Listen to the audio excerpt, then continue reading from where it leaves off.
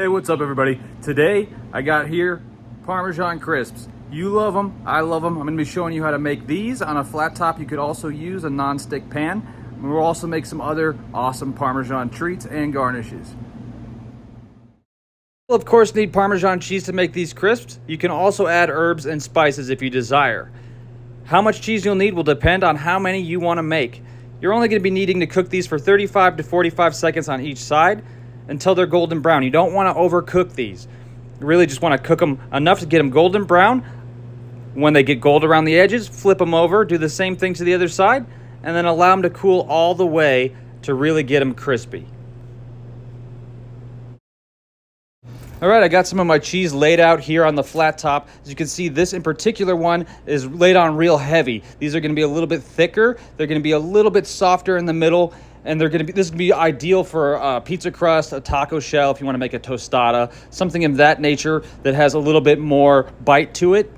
And this is what you're gonna do, lay them on real heavy. These are more of your traditional crisps. See, it's more of a spider web, a little bit more space in between the cheese, real lightly done, not too heavy. As you can see right behind these here, I have some that are laid out in a triangular shape.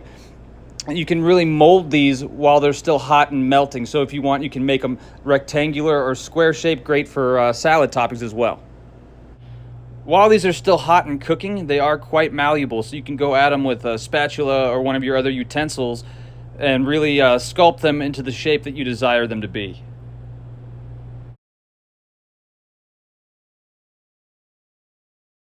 You can see the edges are starting to get golden brown. That's your signal to give these a flip. And then go ahead and cook them the same on the other side.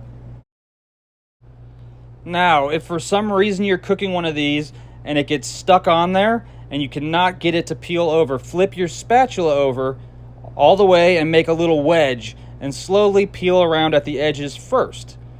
This will help it to release itself.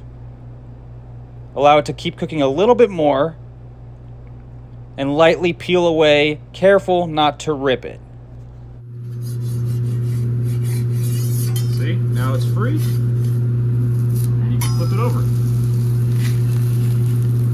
You can be getting your Parmesan crisps as crispy as possible. Just let them cool down all the way before putting any sauce or any toppings or anything else on. While it's still hot, you can get it on to a rolling pin. Like that, fold it over and let it dry.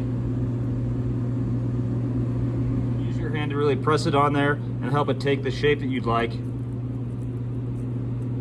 then let it cool all the way. You can use a beer bottle for this as well. You could use other types of bottles or cylinders.